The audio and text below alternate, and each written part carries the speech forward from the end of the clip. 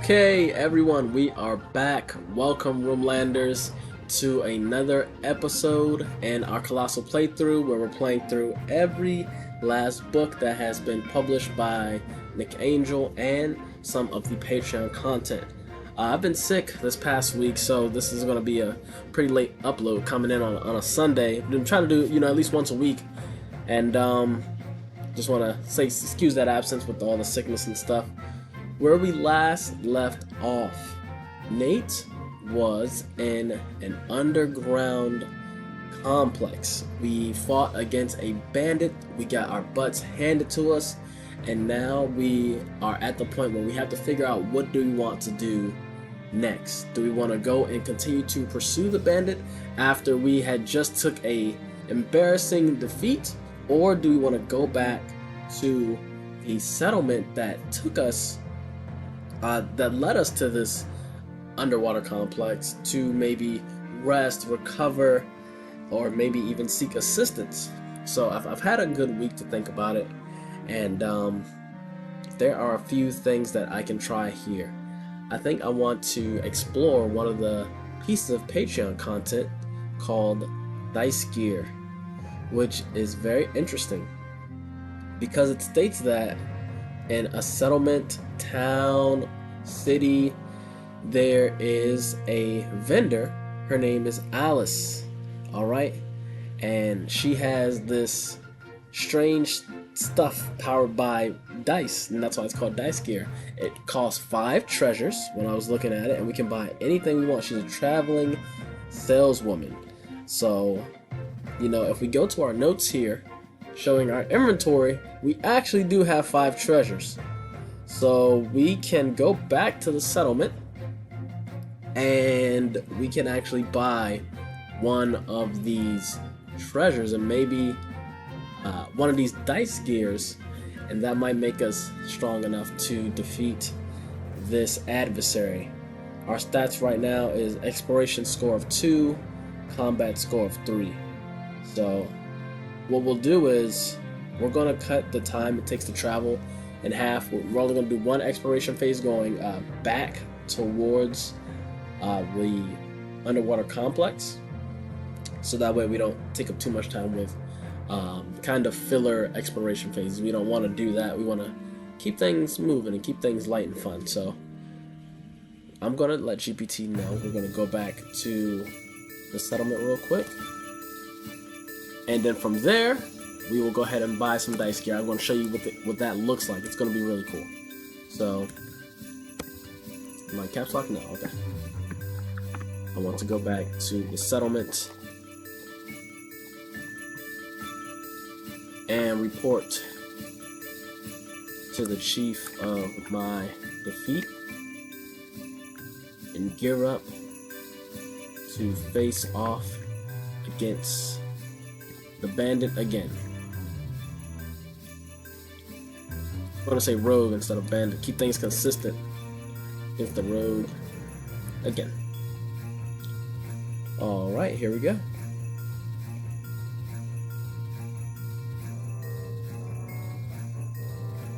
So, let's read about our journey back. And this rogue, he has some time by himself because he just fought us, so we're going to try to be quick to get back so we can engage him again before he, continues to do anything nefarious. We don't want that. So let's read.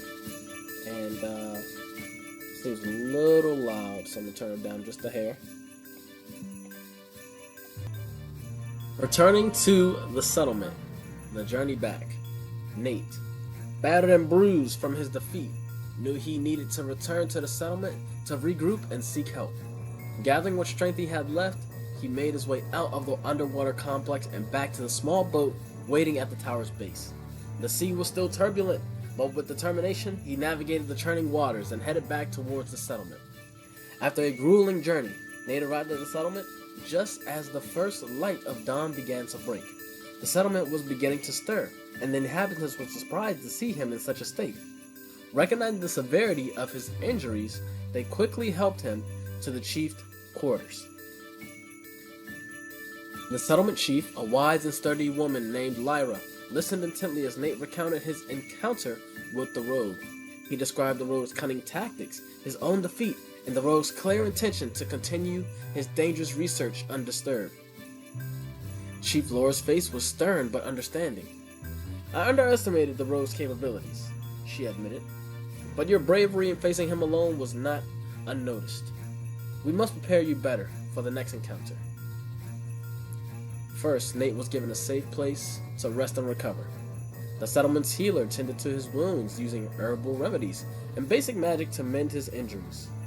Though his spirit was still low, Nate felt his physical strength returning.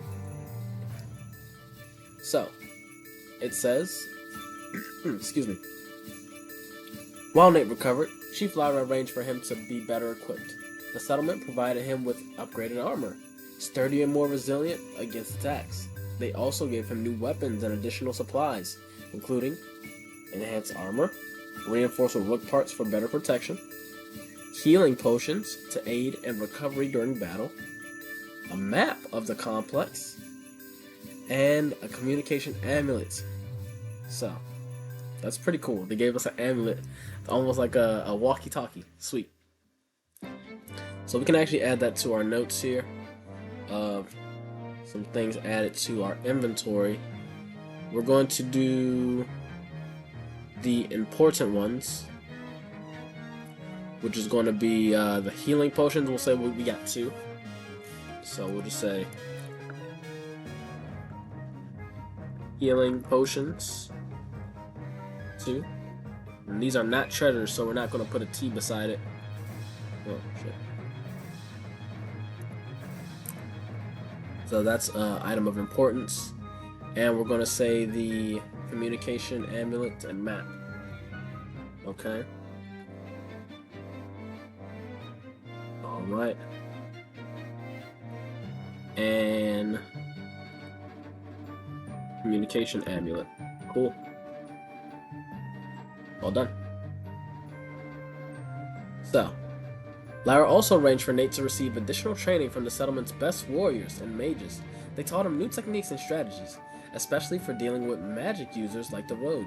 Nate practiced tirelessly, honing his skills and preparing mentally for the rematch. With renewed vigor and better equipment, Nate felt ready to face the rogue again. He and Chief Lyra discussed the plan. We can do stealth approach, counter magic, or call for backup. So, now we're going to insert the Alice, which is going to be the traveling saleswoman. So, before I returned, I met a strange traveling saleswoman named Alice. She sold me her wares, which was an interesting weapon known as dice gear.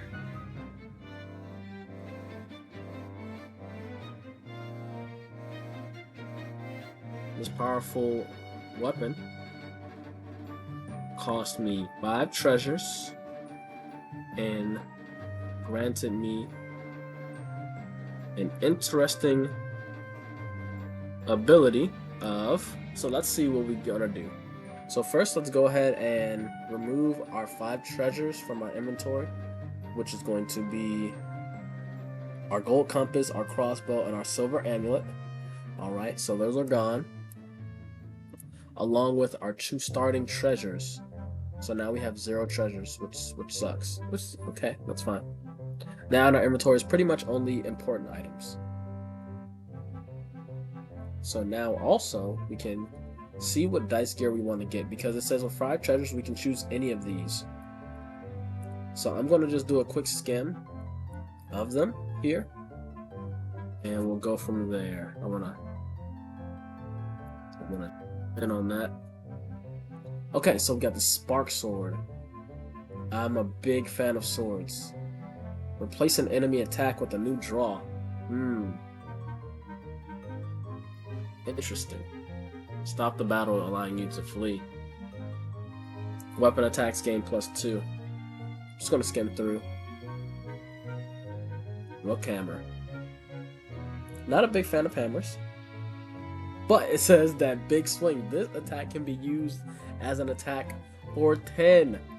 Holy. That's good. Removing upcoming rook attack at random. Interesting.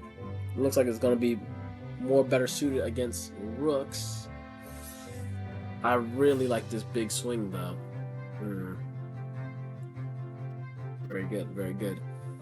But we have to actually roll. Let's see the rules for rolling before we continue.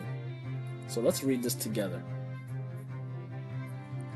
Okay, so we'll start from here. Feel free to buy as many weapons as you like. You can only have one weapon equipped at a time.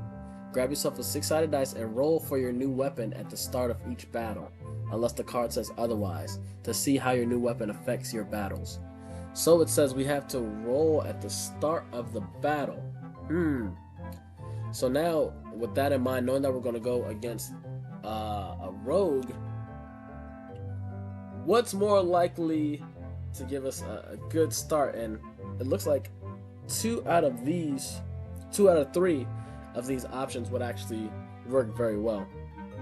So, and I guess to keep things balanced and fun, we'll make this continue to do the effect of upcoming rook attack. Because it's your game. You can change it however you want. I could amend this to say any attack, but we want to keep it fun. I'm not a big fan of bows. That's just me.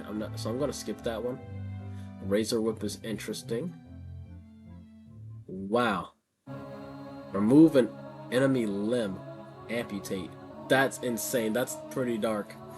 He roughed me up pretty bad, so that could be pretty sweet. Remove an enemy limb. All attacks after that have -2. The chances of me rolling that is 2 out of 6, though. Interesting, guys. So, grapple shot.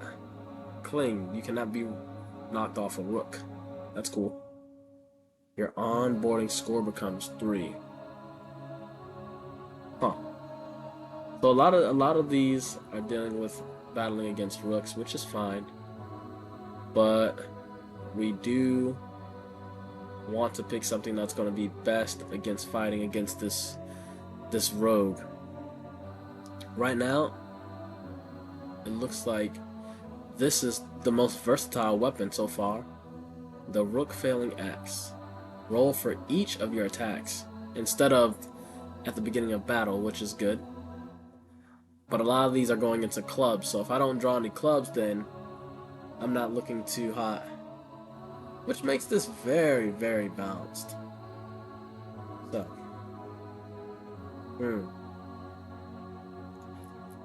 Well, if this was a live stream, we could all talk about this together and figure out what we wanted to do. But I think this cannon hammer is going to go crazy, everyone. I think we found what we're going to do. There we go. I should have did that from the beginning. This is better so we can see the whole thing. Cannon hammer. Bash. This card can be used as an attack for 8 or blast. Respond to one attack this battle with an attack of 8 without using any of your attack cards. I'm going to go with the cannon hammer. That's absolutely cool. So I'm going to make a new column here, or a new section, I guess we can say, which is going to be dice gear. And right now we have the cannon hammer. That's insane. That is a really cool weapon. We're going to put E for equipped. You can only have one equipped at a time. So, cannon hammer. Powerful weapon called the cannon hammer. Did I spell hammer right? There we go.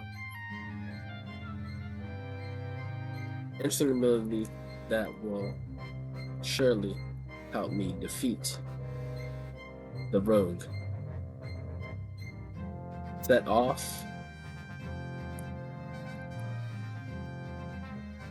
to return to the underwater complex.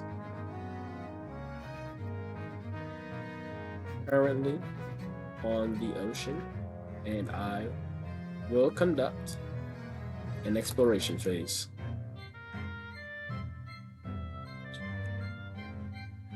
So, we do this because when we're traveling, it did take us one exploration phase to get to the underwater complex.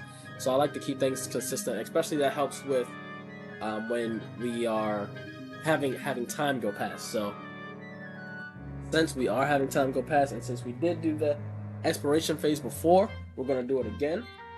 I'm just gonna plug up my charger here. Okay. Okay, so let's go ahead and read. Before returning to the settlement, Nate encountered a strange traveling saleswoman named Alice. She was an enigmatic figure with a mysterious aura and a cart filled with unusual and powerful wares. Intrigued by her collection, Nate approached her, hoping to find something that could aid him in his quest. The Cannon Hammer. Alice presented him with a unique and powerful weapon known as the Cannon Hammer. This dice gear weapon cost Nate 5 treasures, a hefty price. Yeah, it cost me everything. I'm broke now. I have literally no treasures. But its abilities promise to be invaluable. Let's look at this again. This is really insane. This card can be used as an excuse me, attack for 8.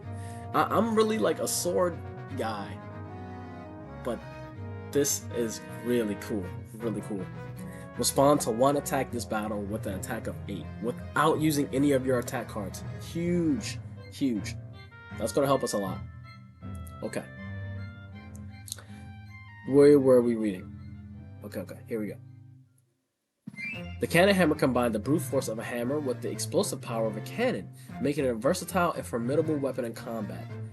So, now we can go ahead and conduct an exploration phase.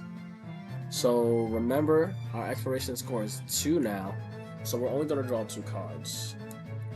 We are only going to draw 2 cards. Actually, no, I don't have the ocean prompts entered into GPT, so I will just pull them up and we're going to draw 2 together. So let's just pull that up here.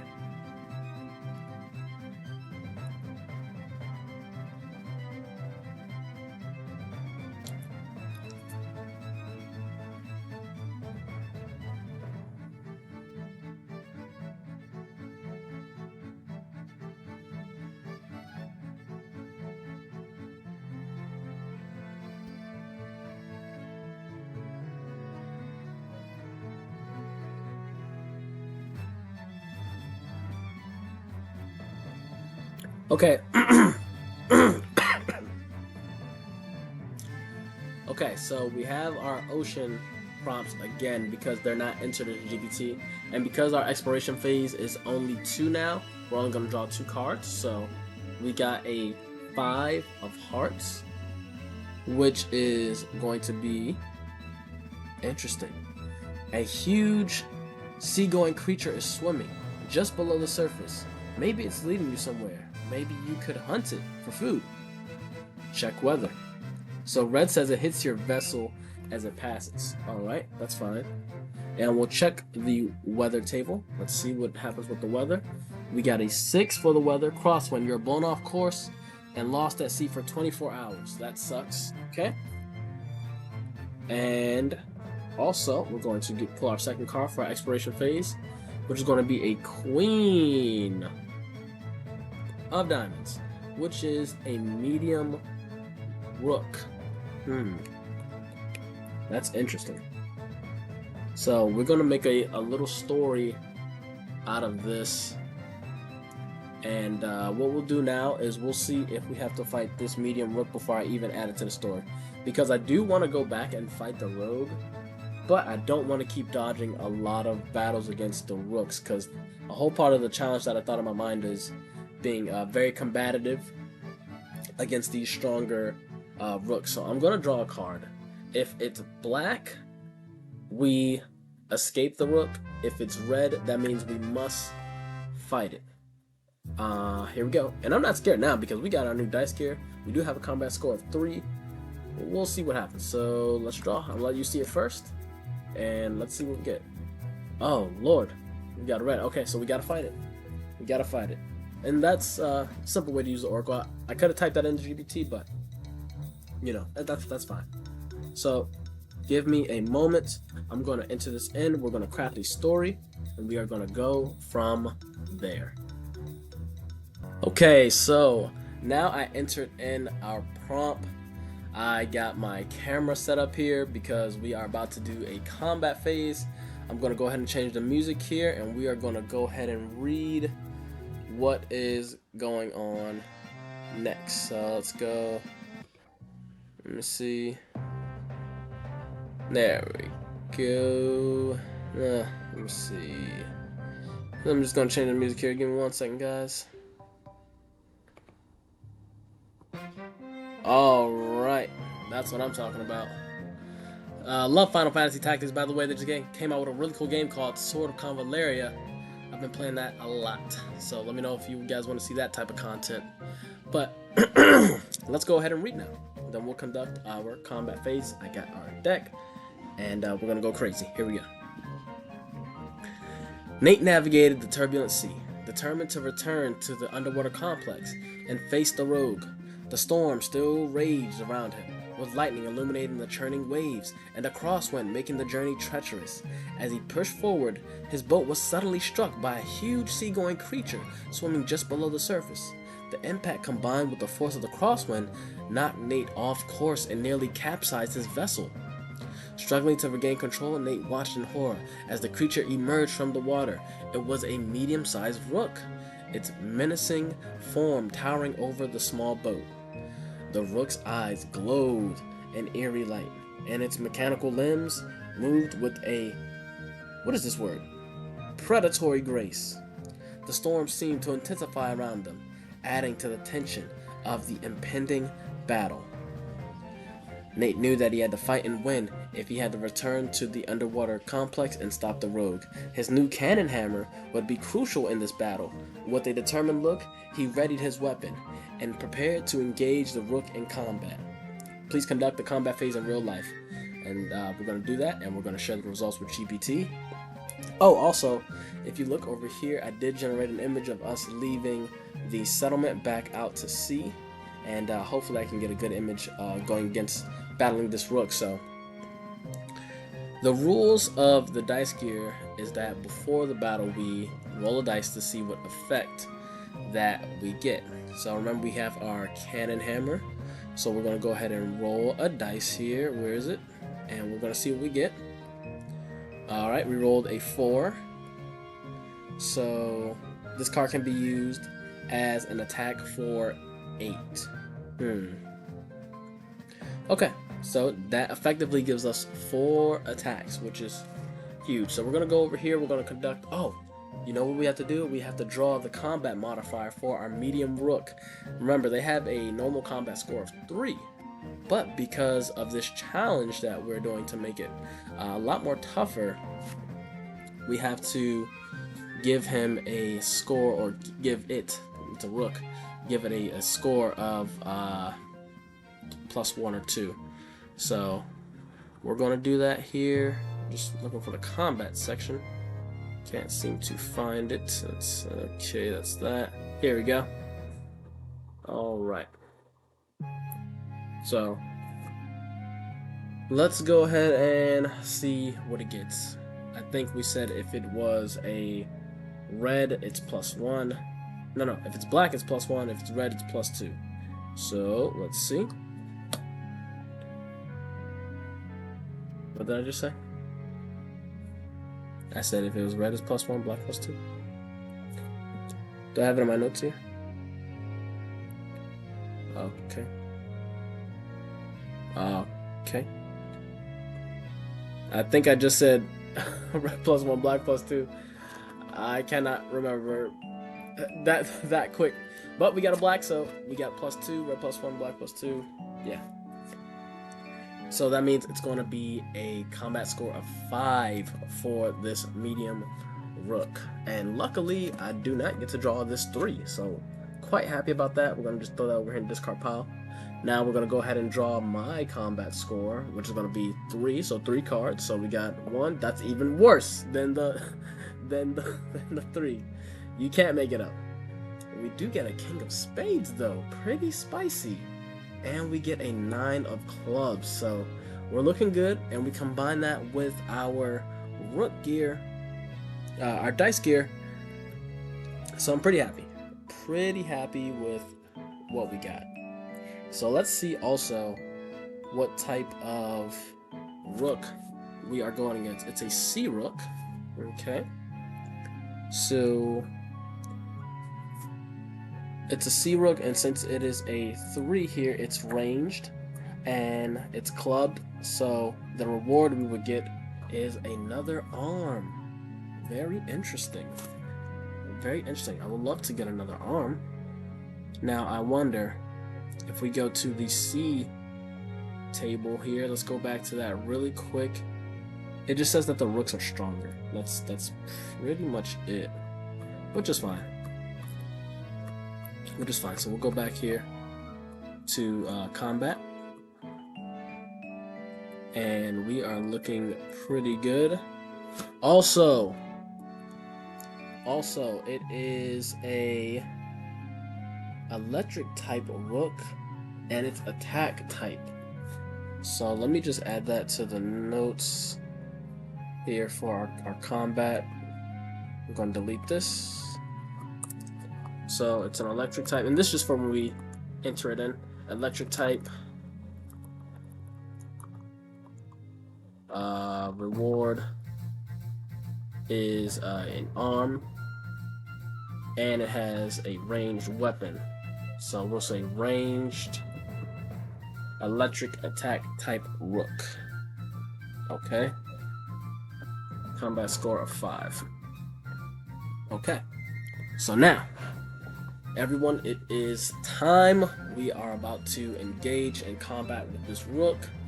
So let's go ahead and do our draws. Okay, let's do our draws. The last thing I want to do is get this to see what type of attacks. Okay, so first up against the C medium electric range type rook is a 4 of diamonds. Okay, not too bad. Our options are 2, 8, 9, and 10 here. We cannot crit, but maybe we can. Maybe we can crit.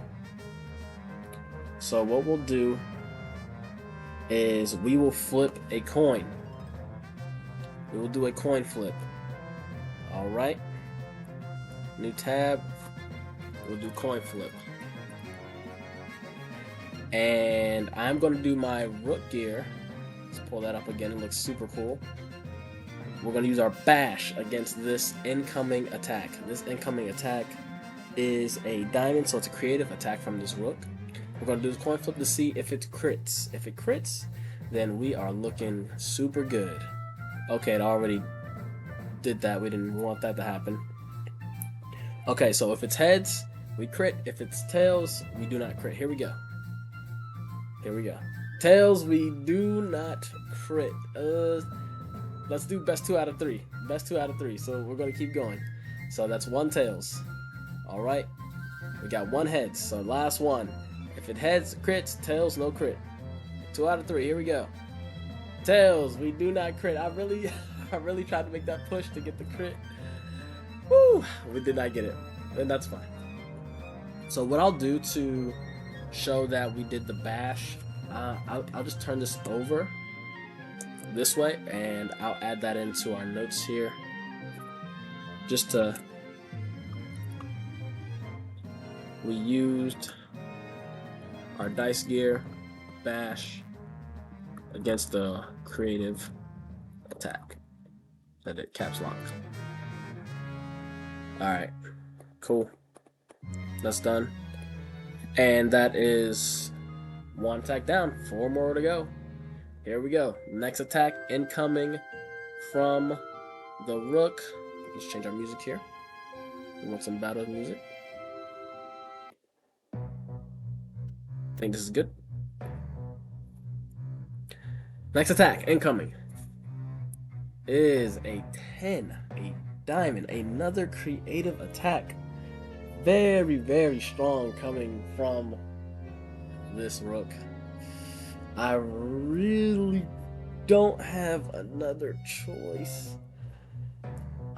But here's the thing.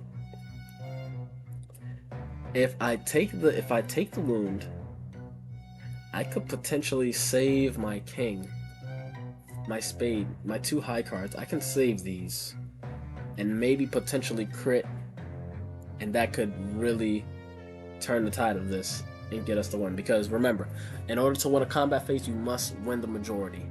So out of 5, I need to win 3. So I'm gonna take the damage. I'm gonna use my 2 of clubs, and I'm gonna eat that, and I'm gonna take that. Okay. Ugh. Here we go. Very, very nerve-wracking. Another 10. Oh my god. Another creative attack. This is bad. This is bad. I'm getting worked right now. Okay. Another creative attack. Value of 10. Coming from this electric attack type Rook. I'm gonna have to just do a push. So right now we're even Steven. I have a win. He has a win. We pushed here. So let's keep going. This next attack. Attack number 4. Oh my goodness, bro. A queen of spades? I'm really getting worked right now. Yo, hold up. Look at my I don't want to die. I don't want to die. We have 5 stats. We have 2 exploration score, 3 combat. Whoa. So we're going to have to take 2 wounds. Because, I mean, my only other choice is I'm going to have to just take this one. I have to take this. I'm going to move these to make some space. Because whatever the next attack is, I want to potentially stop it. So right now we're down 1. So let's see. Last one. Attack number 5. 8 of diamonds. A lot of creative attacks coming out of this Rook. And we're gonna use our 9 against that. So that would be my weapon attack against his creative attack. So I guess it finally will come out to what? This is a win. This is a push. This is a win. So it's even. It's even. Well then, since we got a draw, let's see what actually happens here. I don't remember the last time getting a draw. So let's see. Winning. You are victorious in combat if you defeated the majority of your opponent's incoming attacks. For example, if you're fighting medium Rook, you would need to have defeated 2 out of 3. But we know it's 5, so it would be 3 out of 5. If you win in combat, you take the Rook's reward, add 1 point to your exploration or combat. And if you win in combat against a human, you gain 1 treasure. So here it says, losing. Your opponent lives and you receive no reward. Any rules received in this combat phase still take effect.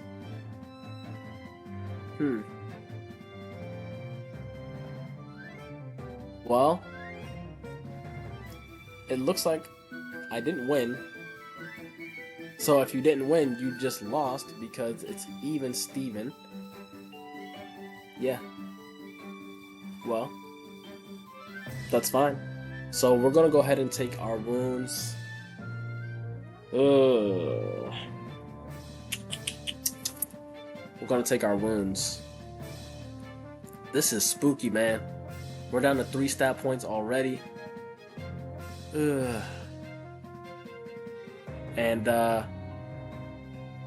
it looks like, honestly, I'm just gonna have to take them from. I'm gonna do something really risky here. I'm gonna take them from my exploration score, so I can't do any exploration phases now. So traveling means I won't be able to find stuff. Yeah, that's what I have to be, because I need this combat to fight against the rogue. Oh boy, that's crazy. Alright guys, let me go ahead and enter in the combat into GPT. We're going to look at our story. Yeah, listen to that defeat music from Final Fantasy Tactics. Holy cow. We're going to go ahead and enter that in, and we're going to see how it actually played out, which we know it was a defeat, but we want to get all the nice juicy details. So just hang tight, and I'm going to do a nice little jump cut into the next thing. Alright guys, so I took a break, my fellow Rimlanders, because getting my butt kicked twice like that, last session and this session, is just crazy. So it's pretty dark out now, and I did go ahead. I went ahead and I added in all of the prompts, and I went ahead and generated a new image over here for Nate battling against the Rook. GPT struggles with creating rooks, so sometimes you gotta get what you can take. And let me see if I can show you the other one. See if I show you the other one. This was the other one, and it's just not good with doing rooks. I've tried a lot of combinations, but it's just not good. It's just not good. I like this one though, because it's actually emerging out of the water and it's stormy, and it kind of fits a little bit more with what happens during the battle. So we're gonna read that, and we are going to call it for today's episode. And I hope you guys enjoyed. I can't believe getting my butt kicked twice in a row. You know, now we're down to only combat score of 3, no exploration score. You know, stats have gone down drastically. So here we go. Here is how it went with our battle with the Sea Rook. As Nate sailed through the stormy seas, a massive sea-going creature emerged, revealing itself to be a medium-sized rook, harnessing the lightning from the storm. The rook's eyes glowed menacingly as it prepared to attack. Nate, armed with his new cannon hammer, braced himself for the fierce battle. The rook charged up a lightning attack, drawing energy from the storm. Nate quickly fired the cannon portion of his weapon, striking the rook and causing it to roar in anger. The impact only seemed to enrage the creature further. In retaliation, the rook shot something into the air, summoning bolts of lightning that struck the sea in Nate's small boat. The electrifying pain coursed through Nate's body, but he gritted his teeth and prepared for the next assault. The rook attempted the lightning attack again. This time, Nate, through sheer determination and focus, managed to dodge the deadly bolts, narrowly avoiding a fatal hit. The rook roared and swung its sharp, barnacle-covered limbs at Nate. With the limited space on the boat, he couldn't fully evade the attack and was knocked into the boat, his vision blurring as he fought to stay conscious. Refusing to give in, Nate mustered his remaining strength.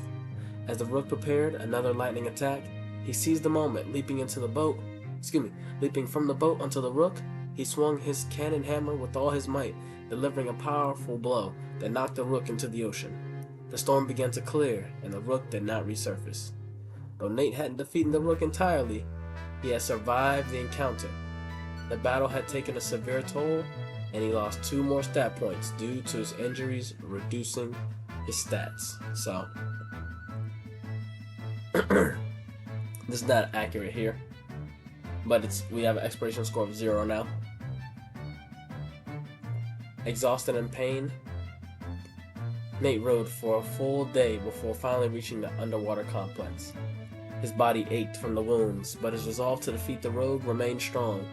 He secured his boat and made his way back into the complex, determined to find and confront the rogue once more. Inside the complex, the eerie silence contrasted with the stormy sea. Outside, Nate used his fire rookstone to light his way as he navigated through the grand hallways and chambers, retracting his steps from before. The detailed map he acquired from the settlement guided him through the labyrinthine passages. Nate moved cautiously, looking for signs of the rogue. The disturbance he had seen before was still there, and fresh footprints indicated the rogue was still present. The atmosphere was tense, and Nate knew that he had to be prepared for anything. Following the map and signs, Nate reached a large chamber deep within the complex. This chamber seemed to be an ancient control room, filled with strange devices. I'm going to turn this down just a hair. Kind of loud on my end. So, in the center stood the rogue, focused on manipulating one of the machines. The rogue turned as Nate entered, a smirk on his face. "So you managed to survive," he said. "Impressive, but ultimately futile. You cannot stop me from uncovering the secrets of this place." Nate, battered but resolute, prepared for the final confrontation. "This ends now," he declared. "For my home, my family, and the people of the settlement, I will defeat you." Next steps. So it shows our confrontation, which we are going to do in the next episode, our final confrontation with this rogue. And it's either, we're going to die trying, which I don't want to die, or we're going to be victorious and make it to the city. So I had some time to think, and I actually played it wrong where I had used the cannon hammer dice gear. I was actually supposed to use that for one of my cards. Instead, I ended up actually using the second ability of using it without burning one of my cards. So, I'll overlook it for now. But the next time I will not do that. So I'll keep that in mind for this combat phase. That it's supposed to substitute a card. Okay, so let's look at it one more time just so we can know what I'm talking about. This card can be used as an attack for 8. Right. Respond to one attack this battle with an attack of 8 without using any of your attack cards. So Ash actually replaces a card. Blast is a free 8 without using a card. So I'll keep that in mind for this time. And that's it. Thanks guys for joining, my fellow Roomlanders. I will see you all in the next episode. Ciao.